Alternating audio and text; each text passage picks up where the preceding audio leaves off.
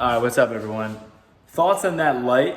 Here, watch out real quick. Thoughts on that? Not the light, the glass. It's like a pea yellow color. I don't know what the thought process was there, big man. Back again with another video with my dad. We're doing like a quick little podcast here. Back up.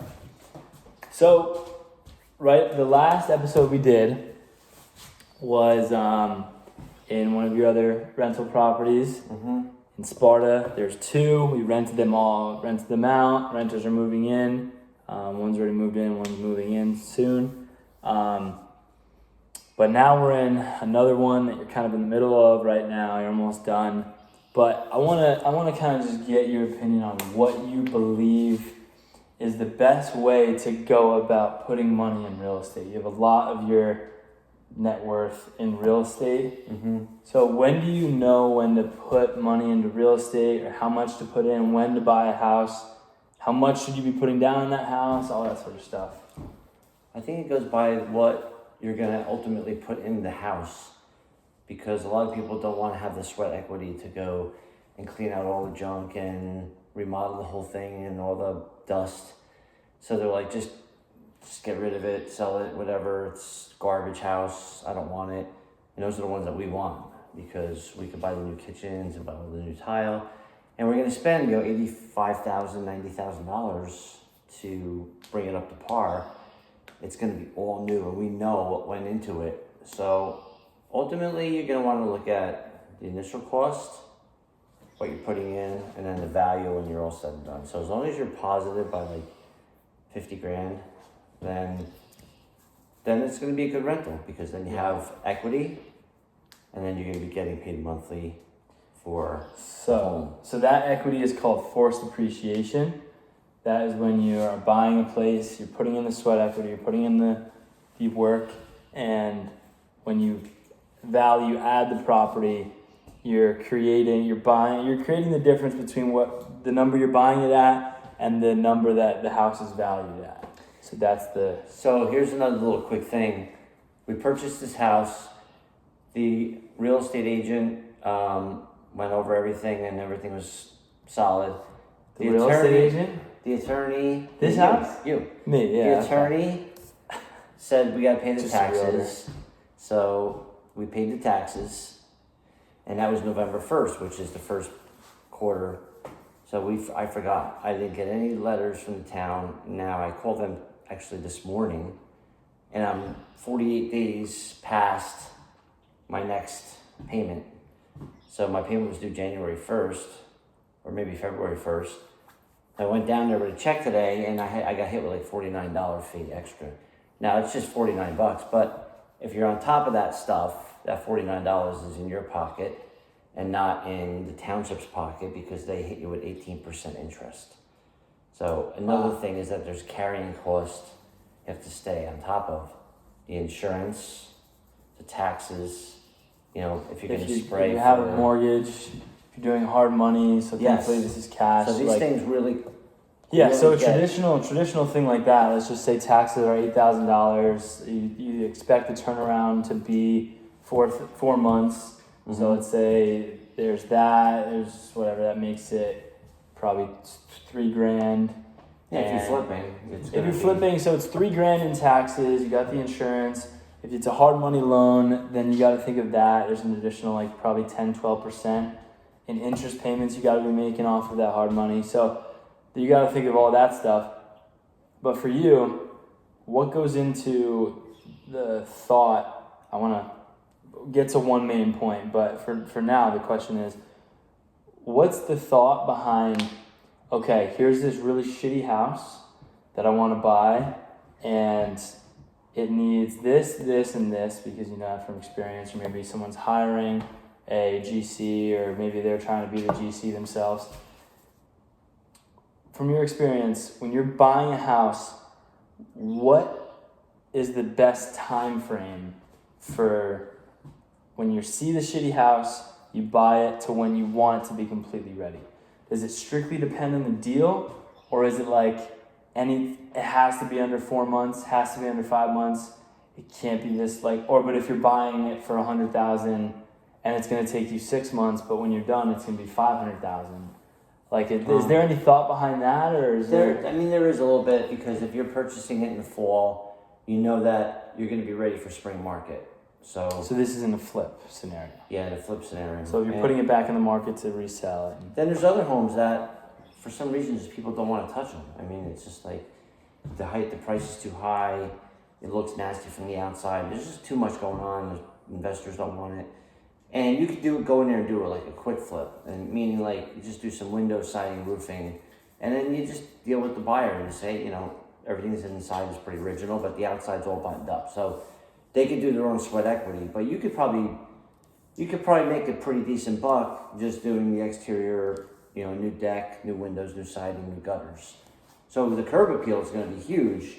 Now inside, of course, it's a different story, but you could probably make 30 grand on a flip like that. Yeah. So my main question with that was, all of it goes back down to how are you getting a return on your money. So it's like the reason why Warren Buffett sticks with stocks is because he knows stocks better than he knows real estate. The reason why you're in real estate is because you know real estate more than you know stocks. Yeah. So would you say that you should really just stay in your lane with whatever you're kind of working with? Or is it more real estate, regardless, is going to be a better return? You should probably, even if you don't really know much, you should learn about it and invest in real estate. All right, so I've been in this long enough where when I first started, 87, there was a crash in the stock market, which affected the housing market. And by 1990, the housing market was shot. I mean, there was nothing going on. Remodeling was shot. Housing prices were down. Real estate was down, but the stock market started to come back a little bit, and because it already had dropped a lot, 87, 88, 89. So these things are cyclical, so you do have to watch. I mean, things go on, you get on fire, everyone's like, oh, you gotta buy real estate. And by the time you get enough nerve to do it, sometimes you're on the tail end and you're buying high. But if you're a long-term play, it doesn't matter. If you can be there 10 years, who cares? If it's a 16-month thing, you can get it. So you have to really be aware. If you're going to be in real estate, you got to eat it, you got to sleep, you got to understand it, you got to really understand the inner workings of real estate. And obviously now with Zillow and Realtor.com, people can go online and see their values and chart it, and they can see what's happening pretty quickly because Zillow sends me updates. Oh, Byron Township is going to be up 2% next year. Yeah. Mount Olive Township is going to be up 5% next year. So you have a gauge of what's going on, and they do the data, they do the research, they do all the inputs from that. So you don't have to be that smart of an investor, but you do have to be aware, and you do have to educate yourself. So what does that look like? Being aware? Is it just like signing up for Zillow and getting those updates and just being on top of your local market? Or is it just actually going like seminars, reading books, and learning actually the ways of? I think it's like the overall mood of the nation too, because like Florida and Texas has a lot of standing inventory right now, and I think it's coming up this way now because it feels like you go online and that house is they just dropped 5,000. Oh wow, they just dropped 10. So people are moving now. The people are they're going to Pennsylvania, they're going to Delaware, so things are freeing up a little bit, and now there's more on the market. And because there's more on the market, some of the people got discouraged. They don't want to buy because they're like upset because things are so high. So there's a change happening slightly. They're still commanding very high prices for real estate in New Jersey, New York, Connecticut. Yeah. But things are definitely gelling down a hair. So you're taking that from your perspective, what you've seen on Zillow, and I feel like you also get just automatic updates on whenever someone does a price reduction, so maybe that's all you see. Yeah. But from what I see, just being in the business all day, every day, is there are so many houses that they get put on the market. If they're clean looking houses that are priced right, they fucking sell like that. They're gone. Yeah, and they sell within a week. And it's crazy, and that's still just how it is. I don't see it really stopping from that, at least for the next 6 to maybe 18 months, because there's such a massive buyer demand.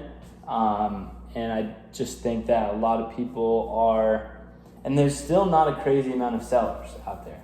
Now I think that some of the houses, and that's when I talk to some sellers, they're like, they only move in dire scenarios where they need to expand their house, maybe they got laid off or they had a death in the family or whatever it is, and that's the only time it makes sense to actually sell. All the people that would just be selling to maybe buy another house or just like move to a better school district, they're just like, I just kind of have to deal with it because now my monthly payment is going to jump up $1,000.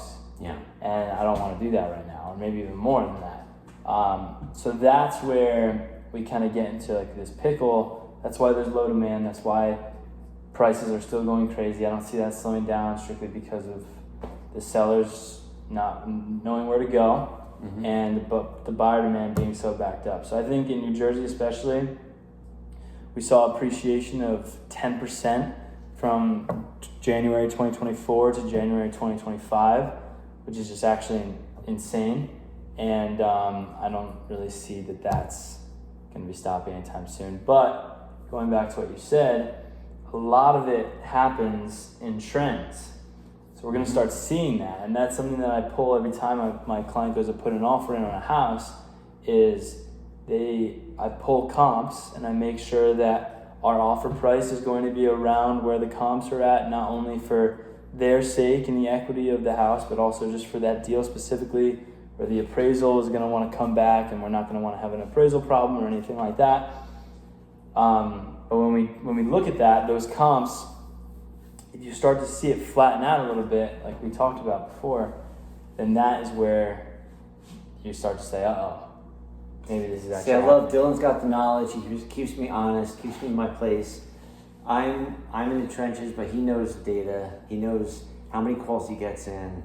All these clients that are calling him for his advice. It's so important to have a great agent, and I'm so proud that Dylan's got that knowledge to give to me, because sometimes I think it's going in one direction, and then he shows me some other data that I didn't really know about, and it keeps me true to like, all right, well, I feel confident now that I can buy that next property and put the money into that home and do a really nice job instead of just, really like this is a high-end job we just did everything here.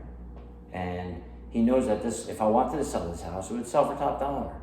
Yeah. But at this point in time, I don't. I want to hold it for 10 years and collect the rent, and then we'll figure it out in 2036. Yeah, oh my gosh, yeah.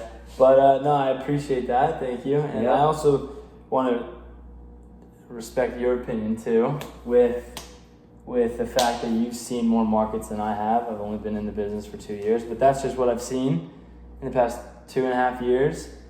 Is just nonstop, and I respect the fact that there will be a downturn though.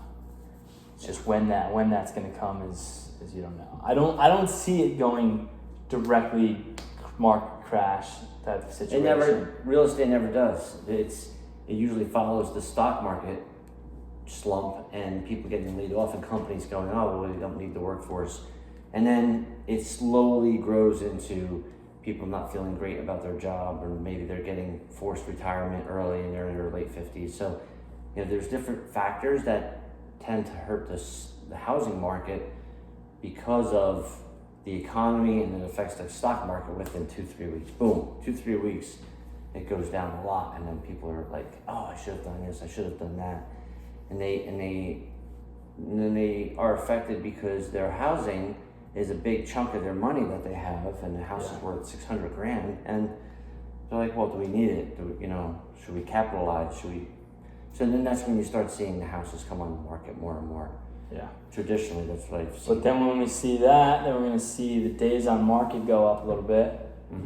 And but I don't even think that, because I think that we have a little bit of a buffer room for that, where traditionally if more homes came on the market, then we would maybe see a little bit longer. But because there's such a built up buyer demand, right, I think that we're going to see a little bit more of a buffer when more houses come on the market. And because of that, we're not going to be really hit as hard, and maybe the prices will kind of go down a little bit and flatten out, but I don't think it's going to keep rising like the way it has been. What I hope happens is they drop the interest rates half a point in June, the Federal Reserve, because we May. need. It's They're meeting in May. So if that happens, it's going to make things more attractive for buyers, because if you're going to borrow $200,000, your payment might be $1,100, $1,200, you know, without taxes. And then if it goes down a little bit, they can afford more house. So instead of these buyers dropping the price of their home, they'll keep it even keel. And if it's a colonial, they'll get $600,000, and the buyer will have to pay the same amount essentially, because they're not going to drop the price of the home. The realtor, the appraiser is going to come back and say, "Oh, it appraises for $600,000," and then they're going to get the mortgage, and they're going to be paying $2,000 a month plus taxes. Yeah, exactly. So, moral of the story is, don't do any real estate deals Unless you call Dylan. No, okay. But yeah, the moral of the story, I mean, I guess, is just knowing your information, being on top of it, connecting yourself with people that know what they're doing, and obviously just kind of stay in your lane with whatever the investment strategy is that you're going to have. Obviously, we're not financial advisors. I work in real estate. You know a lot about real estate. So Like here's the last thing too, is that people are going to look back on this in 15 years and be like, those houses were going for $600,000. Oh my gosh, that's so cheap. And today, everyone's getting sticker shock with $600, $650. yeah, And wages are going to go up. The price of, you know, everything's going to go up. Inflation's going to continue to go up slowly, and people are going to raise their prices. And these houses are going to be worth $950 in 15 years, and it's going to be like, I bought it for only $600,000. At the time, I was so